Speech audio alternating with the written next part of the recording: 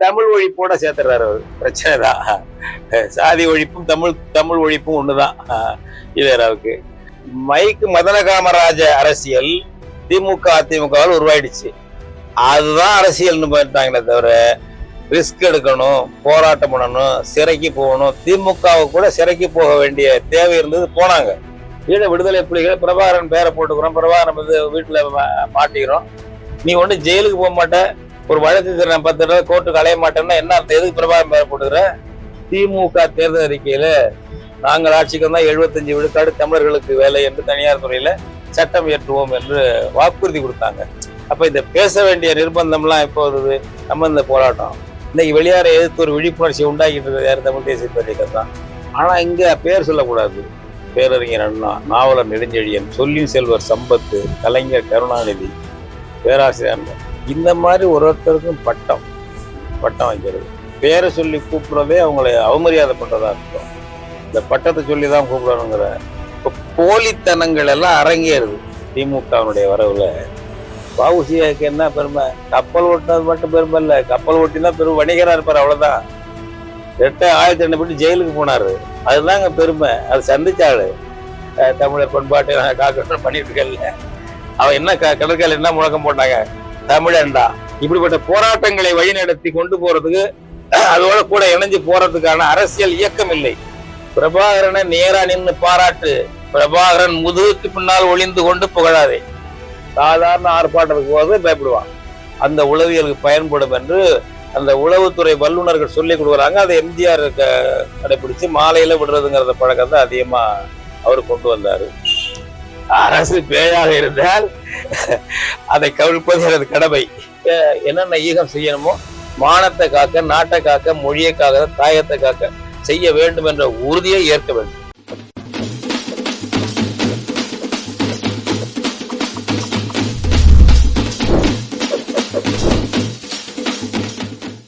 தமிழக நாட்டு நேயர்களுக்கு வணக்கம். தமிழ்நாட்டு இளைஞர்களுடைய அரசியல் ஈடுபாடு குறித்தும் அவர்கள் செல்ல வேண்டிய திசைவெளி குறித்தும் தமிழ் தேசிய பேரியக்கத்தின் தலைவர் ஐயா பே மணியரசன் அவர்களோடு இன்றைக்கு நாம் கலந்துரையாட உள்ளோம். ஐயா வணக்கம். ஐயா வணக்கம் தோழர். வணக்கம் ஐயா. அண்மையில நம்ம தமிழ் தேசிய பேரியக்கத்துடைய முகநூல் பக்கத்துல ஒரு வழக்கில் விடுதலை, பல வழக்குகளில் விசாரணை அப்படின்னு நீங்க ஒரு கடிதம் எழுதுறீங்க. சென்னையில நடந்த ஒரு வழக்கை குறித்து. அதுல இறுதியில எப்படி முடிக்கிறீங்க? சிறையிலேயே வாழ்நாளை இழந்தாலும் லட்சியத்தை இழக்க மாட்டேன். எனக்கு 78 வயசு ஆயிடுச்சு. சிறையிலேயே என்னுடைய வாழ்நாளை இழந்தாலும் என்னுடைய லட்சியத்தை இழக்க மாட்டேன். தமிழ் தேசிய இலக்குக்காக நான் பாடுபேன்.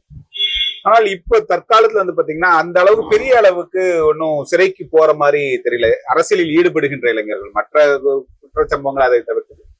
அரசியல் இயக்கங்கள்னால் வந்து இளைஞர்கள் சிறைக்கு போறதுன்றது ஒன்றும் பெரிய அளவுல இல்லை. நீங்க இதை எப்படி பார்க்குறீங்க? என்ன காரணம்? 2 வகையில். ஒன்று தமிழ்நாட்டு இளைஞர்களிடம் ஒரு லட்சிய தேடல் இருக்கு, மாற்றம் வேண்டும் என்ற விருப்பம் இருக்கிறது, தமிழ் இன உணர்வு, மொழி உணர்வு வளர்ந்திருக்கிறது. அந்த அளவுக்கு அந்த லட்சியத்திற்காக தன்னை ஒப்படைத்துக் கொள்ளக்கூடிய இளைஞர்களுடைய விகிதம் மிக குறைவா இருக்கு. அதாவது லட்சிய பற்றாளர்கள் விரும்புவோர் அதிகம். அதற்கு தன்னாலான வகையில் தன் வாழ்க்கையை ஒப்படைத்துக் கொள்ள வேண்டும் என்று அப்படி வர்ற அப்படிங்கிற விகிதம் ரொம்ப குறைவா இருக்கு. அடுத்தது நமக்கு முன்னால ஒரு மேனாமினிக்கு அரசியல் முன்மாதிரியா இருக்கு. இப்ப காங்கிரஸ் என்பது விடுதலை போராட்டம் நடத்தி சிறைக்கு போயிட்டு வந்தவங்க. கூட குறைச்சா இருக்கலாம், அது வேற விஷயம். டெல்லிக்கு ஜால்ரா போடுறாங்க, அந்த மாதிரி விஷயம்லாம் வேற. அது ஒரு பக்கம். ஆனா அவங்க இந்திய விடுதலை என்று வைத்ததற்கு நேர்மையா இருந்தாங்க. இப்ப காமராஜ் இருந்தாருன்னா 8 வருஷம் இருந்தாரு, 10 வருஷம் இருந்தாரு ஜெயில. கக்கன் அப்படி இருந்தாரு. நிறைய பேர் அது அப்படி சிறையில இருந்தவங்க. கம்யூனிஸ்டா அது மாதிரி இருந்தவங்க, சாதாரண நல்ல கம்யூனிஸ்டுகள். அவ்வளவு சிறையில ரொம்ப நாள் இருந்தவங்க, தூக்கம் மேடைக்கு போனவங்க, அதிக நாள் சிறையில இருந்தவங்க. இப்படி இந்தியா விடுதலை பெற்ற பிறகும் சிறையில அதிகமா இருந்தவங்க கம்யூனிஸ்டுகள் தான். இந்த மாதிரி ஒரு தலைமுறை காங்கிரஸ் கம்யூனிஸ்ட்னு ஒரு அர்ப்பணிப்போடு ஒரு தாங்கள் ஏற்றுக்கொண்ட கொள்கைக்காக இருந்த தலைமுறை தமிழ்நாட்டுல இருந்திருக்கு. இந்தியா முழுக்க இருந்துன்னு வச்சுக்கோங்க.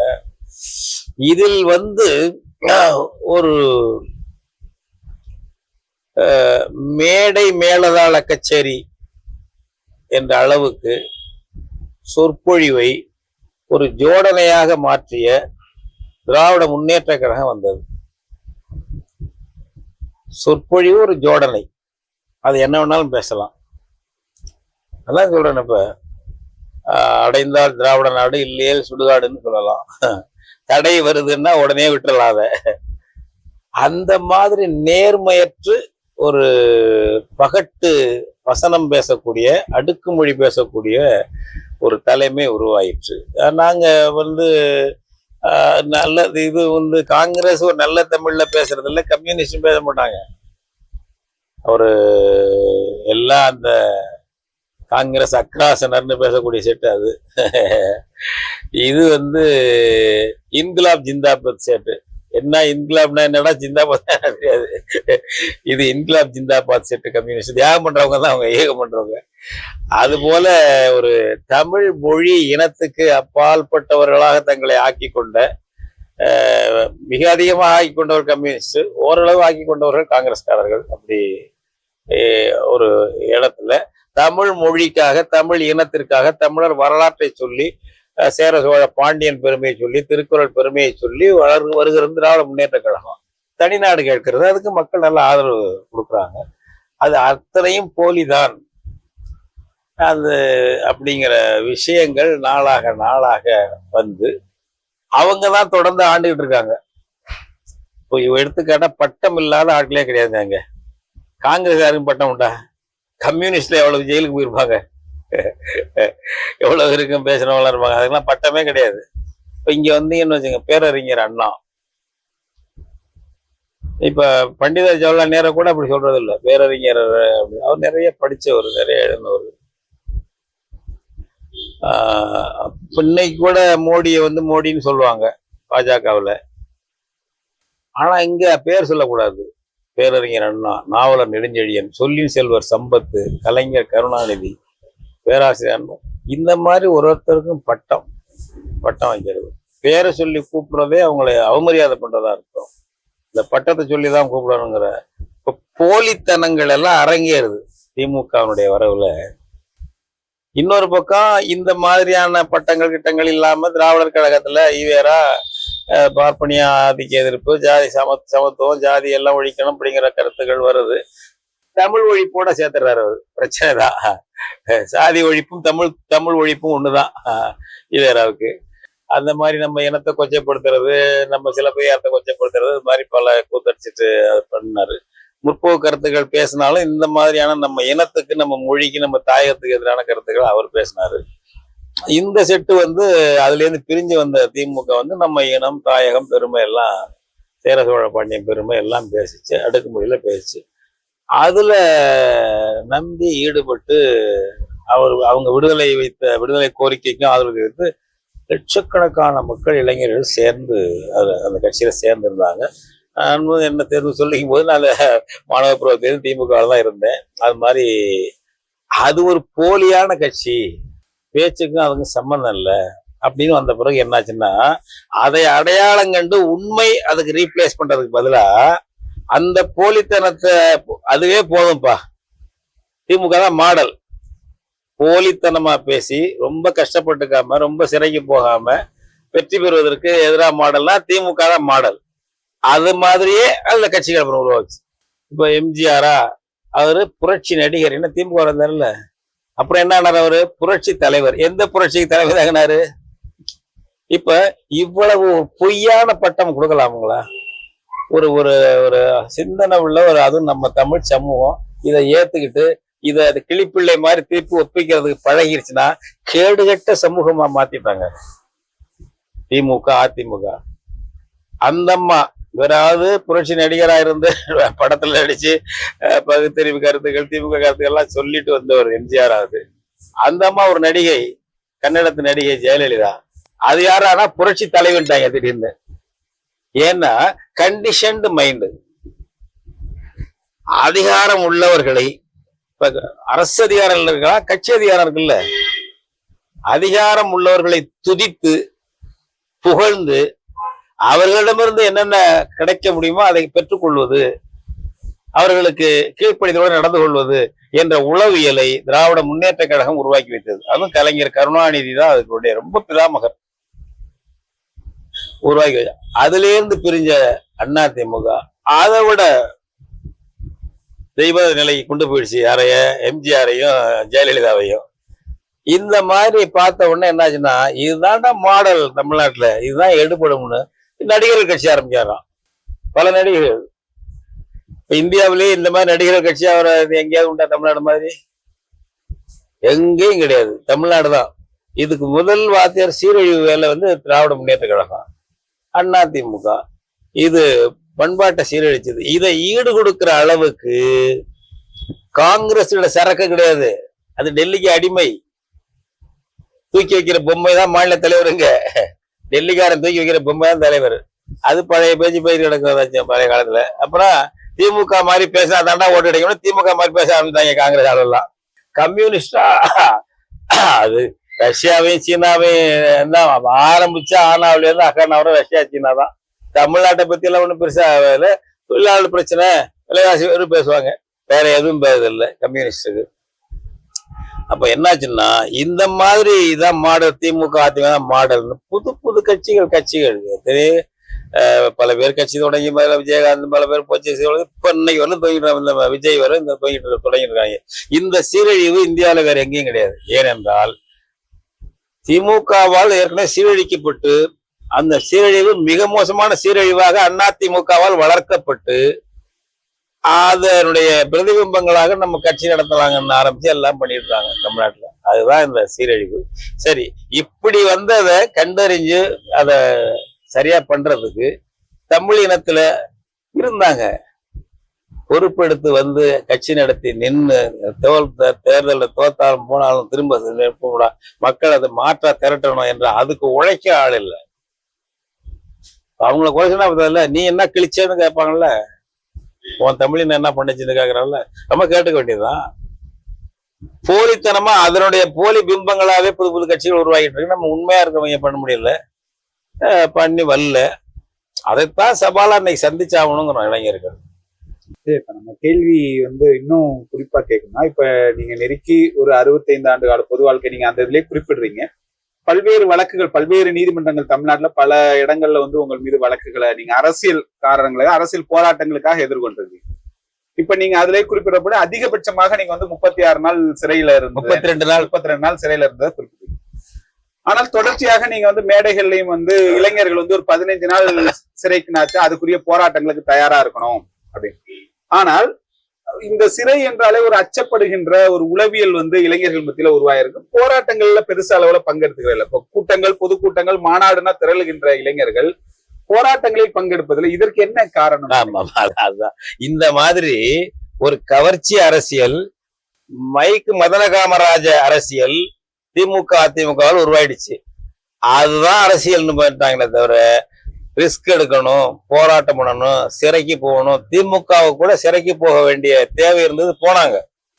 ஏன்னா அது காங்கிரஸ் கம்யூனிஸ்ட் அதனுடைய அடுத்த நிலையால வருது. அது அவங்க எல்லாம் சிறைக்கு போனவங்க. ஓரளவுக்காவது சிறைக்கு போகணுங்கிற நிலைமை திமுகவுக்கு இருந்தது. அதிமுக கிட்டத்தட்ட அதை இதாடிச்சாச்சு. அதன் பிறகு என்னாச்சுன்னா, சிறைக்கு போறதுங்கிறது ஒரு அரசியல்ல தேவை என்பதே இல்லாமல் மேனாமணிக்குத்தனமா பேசலாம், எப்படி தந்திரம் பண்ணலாம், எப்படி சூழ்ச்சி பண்ணி ஓட்டு வாங்கலாம் என்பதுதான் முக்கிய அரசியல் என்று வந்த பிறகு நம்மிடம் உள்ள போர்க்குணத்தை சீரழித்து விட்டார்கள். திமுக அதிமுக கட்சிகளும் மற்ற பிறகு உருவான கட்சிகளும் நம்மிடம் உள்ள போர்க்குணத்தை சீரழித்து விட்டார்கள். போர்க்குணத்தை சீரழிச்சு விட்ட பிறகு என்னாச்சுன்னா, இந்த போர்க்குணத்தோடு சொல்லி ஒரு லட்சியத்துக்காக நம்ம ஒப்படைச்சுக்கிறது அப்படிங்கிற எண்ணம் உள்ள இனம்தான், போராடுற இனம்தான் தமிழினம். அது முற்றிலுமாக அதை கெடுத்து குட்டிச்சுரான பிறகு அதுதான் டாமினேட் பண்ணிட்டு இருக்கு. வர்ற கட்சிகள்லாம் அதனுடைய பிரதிபிம்பங்களாக வந்துட்டு இருக்கே தவிர, ஒரு ரேடிக்கலா ஒரு போராட்டம் நடத்தணுங்கிறத நடத்த வேண்டிய அவசியம் இல்லை. தேவையான சிறைக்கு போகணும், அந்த அர்ப்பணிப்பு உணர்வு இருக்கணும். நான் ஜெயிலுக்கு போறேன்னாங்கிறதா போய் நிக்கிறது இல்லை, திறந்து விடுக்காத நான் உள்ள போனேன் இல்லை. பிரச்சனை நம்ம போராடினோம்னா நீங்க அதுக்காக ஆயுத போராட்டம் நடத்த வேண்டியதில்லை. மக்கள் போராட்டம் நடத்தி அதுல உங்களுக்கு சிறை போடுறானா, குண்டாஸ் போடுறானா, ஏதாவது போட்டா அதை ஏற்கணும். அப்படிப்பட்ட பழக்கம் இல்லாதனால இப்ப என்ன நம்ம தமிழ் இன உணர்வாளர்களுக்கு என்ன வந்துச்சுனாக்க, சிறையெல்லாம் போகாம பாத்துக்கங்க. அது வந்து நம்ம எல்லாம் செய்யணும். நம்ம அதான் செய்ய முடியாது. என்ன செய்ய முடியும்? தியாகம் செய்யாமல், அதாவது வந்து சாலையார் பாட்டு பண்ணாரு, சேதாரம் இல்லாமல் நகை செய்ய முடியாது, சிலரேனும் மடியாமல் பகை வெல்ல முடியாதுன்னாரு. நான் என்ன கொஞ்சம் திருத்திக்கிறது, சாவுற அளவு கொண்டு போவான்னா, சேதாரம் இல்லாமல் நகை செய்ய முடியாது, தியாகங்கள் செய்யாமல் பகை வெல்ல முடியாது. சாலையார் எழுதின பாட்டை தான் திருத்திக்கிறது. அது போல இது இல்லாம என்ன செய்ய முடியும்? இதுக்கு வந்து இது நம்ம உருவாக்கணும். இப்பங்க தமிழ் தேசியத்துல இதெல்லாம் ஒரு கடமைங்க. அதாவது போயிட்டே இருக்கிறோம், காலில் முள்ளு குத்திருச்சு, முள்ளு குத்துனாக்க அந்த காலத்துல செருப்பு இல்லாம போறது பழக்கம். முள்ளு குத்திருச்சுன்னா டக்குன்னு போயிடுவோம், முள்ள எடுத்துட்டு பண்ண தேய்ச்சிக்கிட்டு போயிடுவோம், பழக்க போயிடுவோம். அது மாதிரிதான், அதுக்காக ஒரு முள்ளை எடுத்து உட்கார்ந்து இடத்த வச்சு காலில் குத்திட்டு இருக்க முடியுமா? குத்தி காட்டுறேன் பாரு நான் தாங்குறேன்னு, அது கஷ்டம். போகும்போது முள்ளு குத்துச்சு, எடுத்தா போனாங்க, ரத்தம் வந்துச்சு, தொடச்சோம்ட்டு போகணும். அது மாதிரி போராட்டம் அவன் ஜெயிலுக்கு கொண்டு போறானா, போயிட்டு கொண்டு போச்சுனா இருந்து ஒரு மாதம் இரு, வெயில் எடு, வழக்கம் நடத்து பா, அது மாதிரி வந்துரு.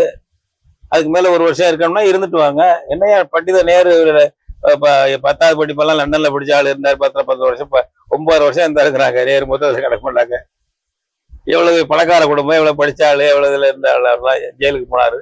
காந்தி பாரட்ல படிச்சுட்டு வக்கீலா இருந்தவர், அவரு ஜெயிலுக்கு போனாரு.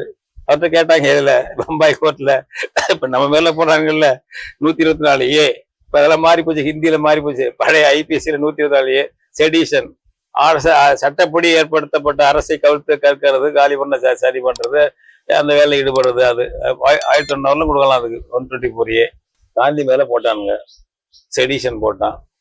நீ இது மாதிரி sedition, if government is devil, sedition is my டியூட்டினாரு.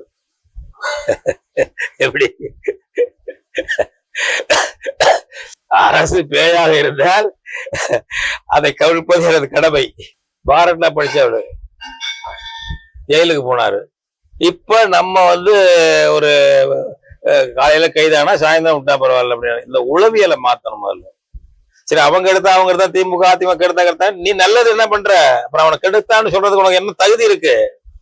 நீ திருந்தி வாழ்ந்து காட்டி அல்லது ஒரு புதிய மாடலை உருவாக்கினாதான் சரியா இருக்கும். கெடுத்தான்னு சொல்றதுக்கு, கெடுத்தா நீ உட்கார்ந்த இடத்துல உட்கார்ந்துக்கிட்டு அவங்க எடுத்தான் திமுக எடுத்தான் அதிமுக தான், என்ன அர்த்தம்? அது ஒரு ஏமாற்று வேலை, அது ஒரு மோசடி வேலை. மாத்தி காட்டணும் நம்ம. அதுதான் நம்ம பிள்ளைகளுக்கு, இளைஞர்களுக்கு நம்ம வாங்க ஒரு சிறைக்கு போவோம். ஒரு மாதம் இருக்கு. இப்ப என்ன போடுறாங்க, இப்ப மாலையில விடுறா, அப்படி விட்டாதான் வரணுங்கிறதெல்லாம் இல்லை. சில மாதங்கள் சிறையில தான் பெருமை. அது சிறைக்கு போன பெருமை. வஉசிக்கு என்ன பெருமை? கப்பல் ஓட்டினது மட்டும் பெருமை இல்ல, கப்பல் ஓட்டினா பெரும் வணிகரா இருப்பாரு, அவ்வளவுதான். 1002 படி ஜெயிலுக்கு போனாரு, அதுதாங்க பெருமை. அது சந்திச்சாளு. ஏன்னா வஉசி வரலாறு நிக்க மாட்டாரு, ஞாபகம் வச்சுக்கோங்க. வஉசி வரலாறு நிக்க மாட்டாரு. சின்ன பையன் இந்த பகத்சிங் வாழ்ந்துகிட்டு இருக்கானே, 23 வயசுல தூக்குல போயிட்டாப்ல. படிப்பு அவர் அந்த பகத்சிங் அந்த சின்ன வயசுல கம்யூனிஸ்ட் தான் அப்படி கரைச்சு குடிச்சு எழுதுறானே, அந்த பையன் தூக்குல போயிட்டாரு. பகத்சிங் இப்ப நின்றுட்டு இருக்கான், ஹீரோவா நிக்கிறான். வாழ்ந்த அந்த வாழ்க்கை பெருசா? நான் 90 வயசு வேலை வாழ்ந்துட்டு போறது என்ன பெருசு இருக்கு?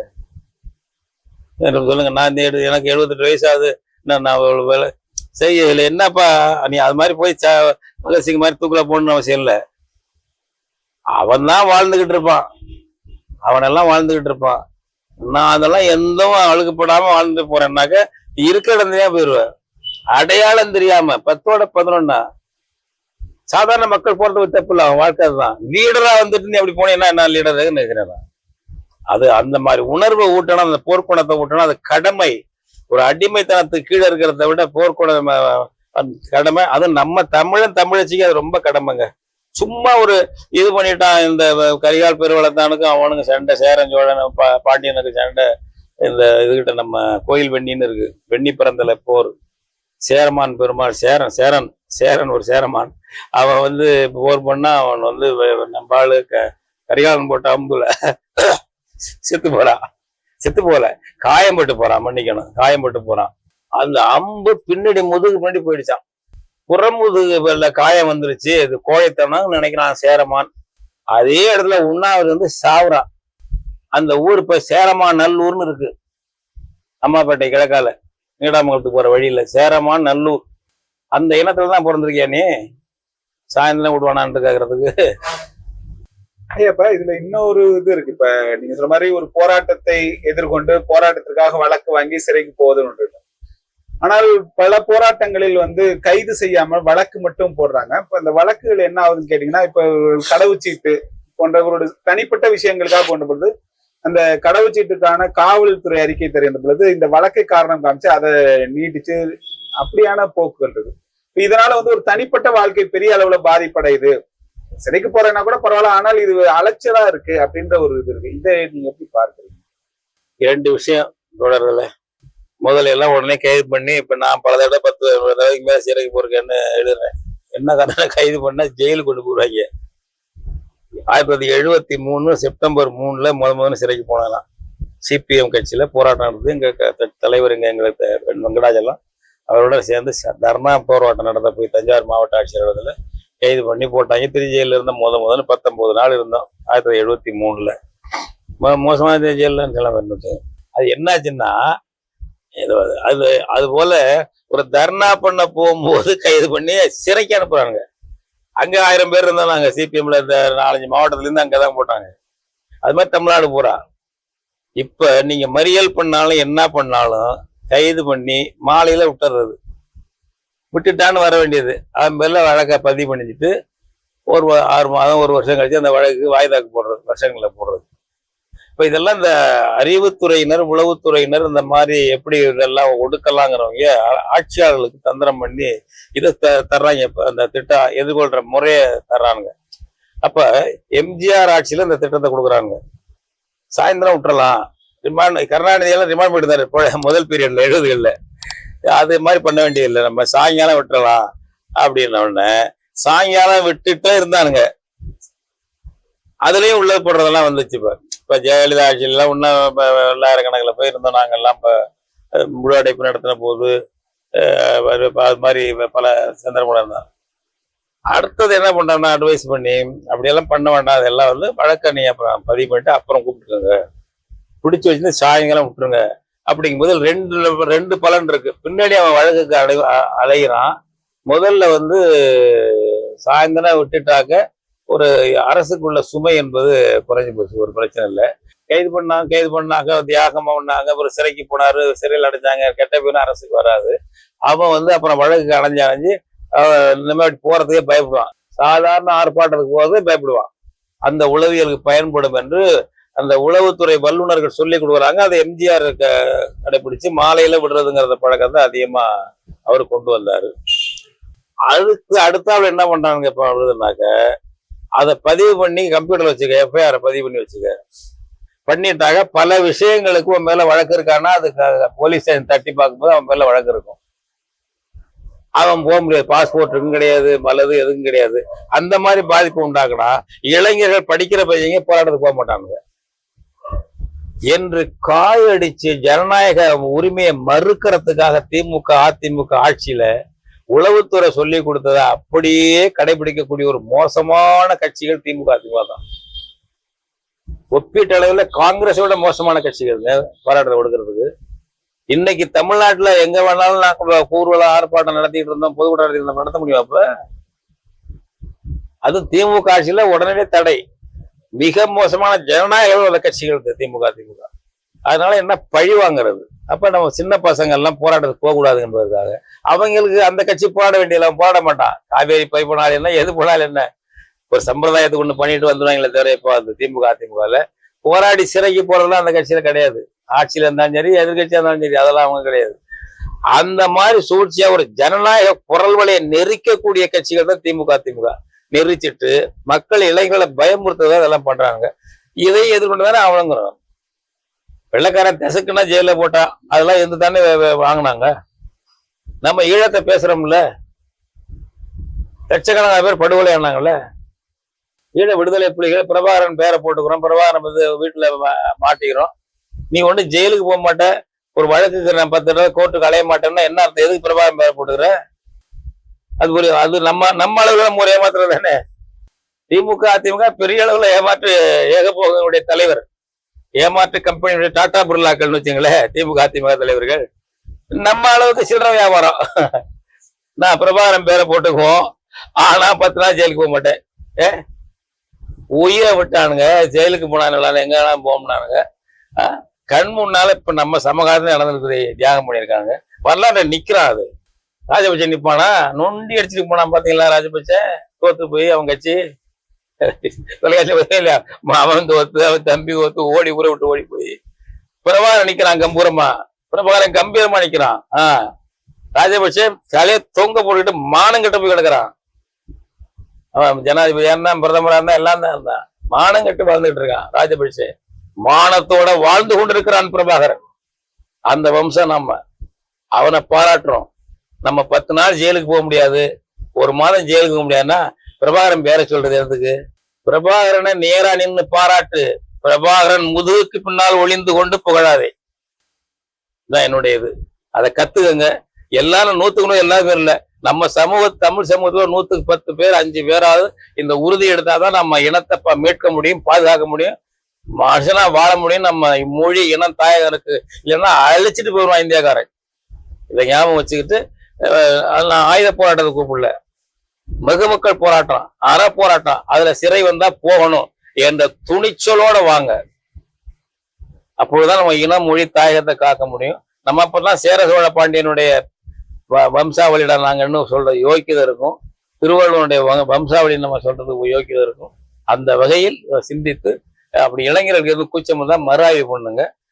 எல்லாரும் வரணும்னு இல்லை, எல்லாரும் வரணும்னு சொல்லி இல்லைன்னு சொல்லிட்டீங்கல்ல, நான் இல்லை அவர் ஒரு ஒதுங்காத போட்டிடு. கழுத்துல நஞ்சு குப்பியை கட்டிக்கிட்டு போறான் பாருங்க, போட்டிடுறது.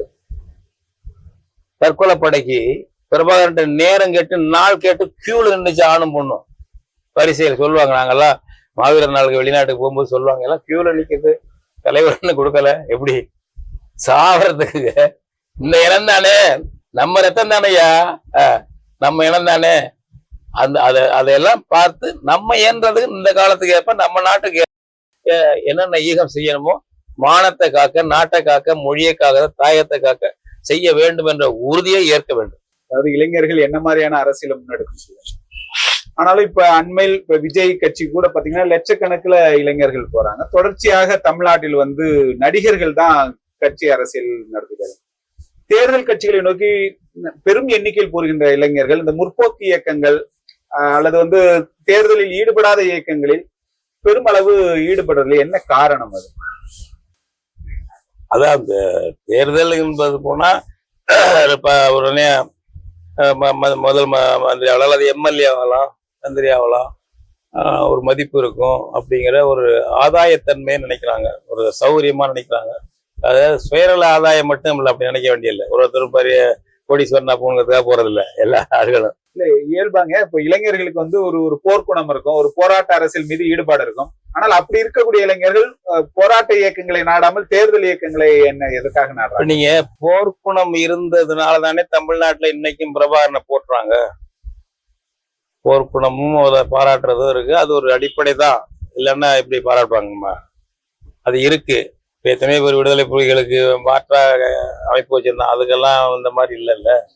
ஒரு வீழ்ச்சி அடைஞ்சது, ஒரு தோல்வி அடைஞ்ச இயக்கம்னு வச்சுக்கோங்களேன். ஒரு இடத்துல களத்துல வீழ்த்தப்பட்டது அவனா போய் தம்மாழ்வத்தோட தோல்வி அடையல, போர்ல நின்று வீரத்தோட போராடி ஒரு வெற்றியை சந்திக்க முடியாம போச்சுன்னு வச்சு.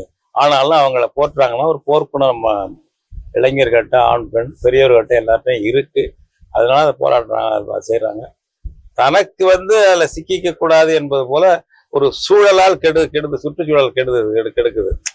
சுற்றுச்சூழல் மாசுபட்டா நமக்கு நோய் வருது இல்ல, அது மாதிரி தமிழ்நாட்டு அரசியல் சூழல் இளந்தலைமுறையை கெடுத்து வச்சிருக்கிறது. பாத்தீங்கன்னா போர் பிரகடன மேடையில பேசுறது, அப்படியே அந்த பழைய திமுக பேச்சா இருக்கட்டும், அது மாதிரி சில பேர் அதிமுக பேசுவாங்க, எல்லாம் பாத்தீங்கன்னா ஒரு போர் பிரகடனமா பேசுறது. ஒரு போராட்டத்துக்கு வரமாட்டாங்க. அழகா பேசுறது, அடுக்குமொழியா பேசுறது, கவர்ச்சியா பேசுறது, எடுப்பா பேசுறது, அதுவே அரசியல்னு நினைக்கிறது. அப்ப என்ன விஷயம்? ஒரு வாணிகம் செய்பவர்கள் வாடிக்கையாளரை இருக்க என்னென்ன தந்திரம் செய்வாங்களோ அதுபோல தனக்கு ஆட்களை இழுக்க மேடை தந்திரம் செய்யறது, எழுத்து தந்திரம் செய்யறது. எழுத தெரிஞ்சவன் மாதிரி எழுதுறது, பேச தெரிஞ்ச மாதிரி பேசுறது. அப்போ ஒரு அரசியல் என்பது ஒரு பதவி வியாபாரமா போயிடுச்சு. அப்ப அது மாதிரி இப்ப அதை பயன்படுத்தினாதான் நம்ம ஆளுகள் இருக்க முடியும். சரி, அந்த அது வந்து ஒரு ஒரு மக்களுக்கு ஒரு பயன்படுற வகையில ஒரு மாற்றத்தை உருவாக்குற வகையில போராட்டம் தேவைப்பட்டா போராட்டம் நடத்தணும். அதுக்கு ஈகம் செய்யறது, சிறைக்கு போனா போகணும். அந்த இடத்துக்கு போறது இல்லை. எம்எல்ஏ போய் மந்திரியா போய் செஞ்சிருவாரு, போறாரு, வந்துருவாரு. என்ன செய்ய முடியும்? ஒரு அரசியல் சட்டம் இருக்கு, அதுக்குள்ள உட்பட்டு தான் எல்லாம் செஞ்சாகணும். அந்த அந்த அந்த அந்த சுற்றுச்சுவரை நம்ம உடைக்க முடியாது. மாநில அரசுக்கு அந்த அதிகாரம் கிடையாது, சட்டத்துக்கு அந்த அதிகாரம் கிடையாது, ஒன்றும் கிடையாது. அவன் போட்ட சுற்றுச்சுவர்களை தான் நம்ம விளையாட முடியும். அவன் இறுக்கி சுற்றுச்சுவரை உள்ள கொண்டுட்டே வந்துட்டு இருக்காங்க. அதுக்குள்ளதான் அதை செய்யலாம். அந்த மாதிரி இதை புரிந்து கொள்ளாமலோ அல்லது போராடுவதற்கு கூச்சப்பட்டு கொண்டோ இது மாதிரி நம்ம மாதிரி உள்ள ஒரு அமைப்பு நம்ம அதுல சேர்றதுக்கு அச்சப்படுறாங்களான்னு எனக்கு ஒரு ஐயம் இருக்கு. உதாரணமா நம்ம என்ன தினந்தும் போராடிட்டு இருக்குமா? எவ்வளவோ போராட்டம் நடத்திருக்கிறோங்க. காவேரி போராட்டங்கள், பல போராட்டம் நடத்திருக்கோம். அதுல மாற்றங்கள், வளர்ச்சிகள், பலன்கள் உண்டாயிருக்கு. வெளியேற்ற போராட்டம் தொடங்கி வச்சு பெருசா நடத்தினது யாரு? தமிழ் தேசிய பேரியக்கம் தான். அது ஒரு பெரிய அபாயம் இன்னைக்கு பல பேர் உணர்றாங்க. இந்த தொடக்க புள்ளியாரு தமிழ் தேசிய பேரியக்கம் தான். அந்த மாதிரி அந்த போராட்டம் நடத்திக்கிட்டு இருக்கோம். இப்ப 2 ஆண்டுக்கு முன்னாடி டாடா எலக்ட்ரானிக்ஸ் வரும்போது ஒரு 600 பேர் அங்க கலந்துட்டு கைதானோம். ஓசூர் பகுதியில பல ஊர்கள்ல இருந்து போய் அவன் தடை போட்டோம், கைது பண்ணான்னு சொல்லி நம்ம கைதாகலாம். இந்த மாதிரி திருப்பு முனை நம்ம இந்த மண்ணின் மக்களுக்கு 100% தமிழர்களுக்கு தான் வேலைங்கிறத வைத்தனால்தான் திமுக தேர்தல் அறிக்கையில நாங்கள் ஆட்சிக்கு வந்தா 75 விழுக்காடு தமிழர்களுக்கு வேலை என்று தனியார் துறையில சட்டம் இயற்றுவோம் என்று வாக்குறுதி கொடுத்தாங்க. அப்ப இந்த பேச வேண்டிய நிர்பந்தம்லாம் எப்போ வருது? நம்ம இந்த போராட்டம் இன்னைக்கு வெளியார எதிர்த்து ஒரு விழிப்புணர்ச்சி உண்டாக்கிட்டு இருக்கிறது யாரு? தமிழ் தேசிய பேரியக்கம் தான். அந்த மாதிரி இருந்தும் கூட நீங்கள் சொல்வது போல போதிய வளர்ச்சி இல்லையே அப்படின்னு சொல்றீங்க. இவங்க போராடிக்கிட்டே இருந்தா நம்ம எங்க போய் ஜெயிலுக்கு போடுவோம் என்ற அச்சம் இருக்கலாமோன்னு ஒரு ஐயப்பாடு எனக்கு இருக்கு. அந்த மாதிரி விட்டுட்டு நம்ம எல்லாரும் போராடணும், எல்லாரும் ஜெயிலுக்கு போகணும்னு தமிழ் தேசிய பேரியக்கம் நினைக்கிறதில்ல. வாய்ப்பு மன உறுதி உள்ளவங்க, அதுக்கு வாய்ப்பு உள்ளவங்க சிறைக்கு போனாலும் சரிதான் என்ற அளவுக்கு வரணும். அதெல்லாம் போகாம ஈக்கலையாம தேர்ந்தெடுக்க முடியாது. சிறைக்கு போகாம, போராட்டம் பண்ணாம, ஈகம் செய்யாம புதிய உரிமைகளை மீட்க முடியாது. நீ எம்எல்ஏவாகலாம், மந்திரி ஆகலாம், அது இன்னைய சூழ்நிலை. அவனுக்கு கண்காணியா இருந்துக்கிட்டு அவன் கட்டுப்பாட்டு கீழே இருந்துட்டு டெல்லிக்காரனுக்கு நீ எம்எல்ஏ ஆகலாம், மந்திரி ஆகலாம். புதுசா ஒரு உரிமை அவனுக்கு கட்டுப்பட்டுட்டே கூட அவன்கிட்ட கொஞ்சம் போராடி வாதாடி சில உரிமைகளை மீட்க இருந்தா அதுக்கெல்லாம் வாய்ப்பே இல்லை. தெருவில் இறங்கி போராடி சிறைக்கெல்லாம் போக மாட்டேன்ப்பா. அதெல்லாம் அந்த கிளாஸ் இல்லைப்பா. நான் மைக்கில் பேசுவேன், மைக்கிலையும் கடுமையா வழக்கு போறோம்னு வச்சுங்க, அத்தாப்புல கடுமையா வழக்கு போறாங்கன்னா அப்ப அதையும் பேச முடியாம போயிடும். இப்ப அவனுக்கு அதுக்கு உட்பட்டு தான் பேச வேண்டியா இருக்கும். எனவே நம்மளான போராட்டம் அதுக்கு மேல நம்ம அர்ப்பணிச்சு குறிப்பிட்ட பெர்சன்டேஜ் ஆகுது. என்ன வாழ்நாள் போய் சிறையில போட்டாலும் நான் இந்த தமிழ் இனத்துக்கு முயற்சிக்காக நான் இருப்பேன்டா அப்படின்னு. அப்படி இளைஞர்கள் வரணும். தாஜா பண்ணி கேஜா பண்ணி கூப்பிட்டு எல்லாம் கொண்டு வந்து பண்ண முடியாது. இப்ப இதெல்லாம் நான் பேசுறதுனால என்னாச்சு? தமிழ் தேசிய பேருங்க அப்ப தினம் அவ்வளவு கடுமையா பேசுறாரு. நான் எது மிரட்டி இது பண்றது பேரமா, வேற நோக்கத்துக்கு பேரமா? அப்படி ஒரு சக்தியை நம்ம ஒரு அமைப்பை உருவாக்கலைன்னா தமிழ் தேசிய உரிமையை பெற முடியுமா? இந்த தமிழ் நிலைக்குமா? ஆங்கிலமும் இந்தியும் தின்னுகிட்டு இருக்கு. ஏற்கனவே சமஸ்கிருதம் தின்னுகிட்டு இருக்கு. இப்ப இந்தியும் ஆங்கிலமும் தமிழை தின்னுகிட்டு இருக்கு. இந்த தமிழை பாதுகாக்க முடியுமா? ஒவ்வொரு அதிகாரமும் டெல்லிக்கு போயிட்டு இருக்கு. சும்மா முனிசிபாலிட்டி மாதிரி வச்சிருக்கான் தமிழ்நாட்டை. இன்னும் என்ன பஞ்சாயத்து போர்டு மாதிரி மாத்தம் நடத்தாப்புல. இதை அப்படியே விட்டுட்டு இருக்க வேண்டியதா? பஞ்சாயத்து போர்டு மாத்தினா பிரசிடென்ட் வேலை எனக்கு கூட அப்படிங்கிறதா? அப்படி இழிவடைஞ்சு நம்ம தாயகத்தை அழிச்சிருவோம், இழந்துருவோம், அழிஞ்சு போயிடும் என்ற முறையில ஈகத்துக்கு தயாரா இருக்கணுங்க. எல்லாரும் சொல்லல, கொஞ்சம் பேரா தயாரா இருக்கணுங்க. இந்த இனத்துல அந்த கொஞ்சம் பேர் கூட ஈகத்துக்கு தயாரா இல்ல, வீரமா இல்லைன்னா அப்புறம் இந்த இனத்தை யாரு பாதுகாக்கிறது? மாயமந்திரம் என்ன? மாயமந்திரம் என்னங்கிற? போராடி பகைவனை போராடி நம்ம போராட்டமே வெகு மக்கள் போராட்டமே நடத்தி சிறைக்கு போக தயாரா இருந்து பணிய வைக்கலாம். நம்ம மக்கள் பண்ணிருக்கானுங்களே. ஜல்லிக்கட்டு சட்டம்லாம் போட்டாங்க. கருணாநிதி போட்டாரு, ஜெயலலிதா போட்டு இங்க கையெழுத்து கொண்டாண்டான் டெல்லிக்காரன். அவன் போட்டாதான் ஜல்லிக்கட்டு இப்ப கண்கரன் லிஸ்ட்ல பொதுப்பட்டியல் இருக்கு. முடியாதுட்டாங்க. மக்கள் போராடினாங்கல்ல. சர்ச்சையெல்லாம் போய் உட்கார்ந்தா மெரினால பொங்கல் அன்னைக்கு, மாட்டு பொங்கல் அன்னைக்கு, கன்னி பொங்கல் அன்னைக்கு போய் உட்கார்ந்து அப்படியே அப்படியே பெருசாகி தமிழ்நாடு பூரா அடிச்சு இரவு பகலா மக்கள் அங்கங்க ஆணும் பொண்ணும் உட்கார்ந்து இருந்து போய் ஓ பன்னீர்செல்வம் அரசியல் சூழ்நிலையை அப்ப மாறுதலா இருந்தது. டெல்லியில போய் ஏத்து வாங்கிட்டு வந்து ஜல்லிக்கட்டுக்கு அனுமதி இன்னைக்கு ஓட்டிட்டு இருக்கல. எங்க தமிழர் பண்பாட்டை நாங்க காக்கணும் பண்ணிட்டு இருக்கல. அவன் என்ன கடற்கரையில் என்ன முழக்கம் போட்டாங்க? தமிழண்டா தமிழண்டா ஜெயிச்சாங்க. இந்த இப்ப ஸ்டெர்லைட் ஆலையை மூணுனது யாரு? நம்ம கூட்டம் தானே. ஆயுதம் இந்தியா போராடிச்சு. ஆயுதம் இருந்தோம் சுட்டு கொண்டான், 13 பேரை சுட்டு கொண்டான். அஞ்சலையே இன்னைக்கு திறக்க முடியலையே. இப்ப பண்ணிட்டு தான் இருக்கிறோம், தொடர்ச்சியா இல்ல. இதற்கான ஒரு இந்த மாதிரி போராட்டங்கள் நடத்தக்கூடிய வெகு மக்கள் இயக்கமாக ஒரு அரசியல் இயக்கம் இல்லை. இப்படிப்பட்ட போராட்டங்களை வழிநடத்தி கொண்டு போறதுக்கு, அதோட கூட இணைஞ்சு போறதுக்கான அரசியல் இயக்கம் இல்லை. அப்ப என்னன்னா அப்பப்ப நடந்தது முடிஞ்சு போகுது.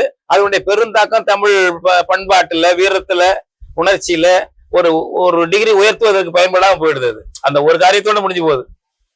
தேர்தல்களுக்கு அனுமதி வாங்கணும், ஸ்டெர்லைட்டை மூடணும், அதோட முடிஞ்சு போகுது. அது ஒரு டிகிரி நம்மளுடைய போர்க்குணத்தை உயர்த்திருக்கணும்.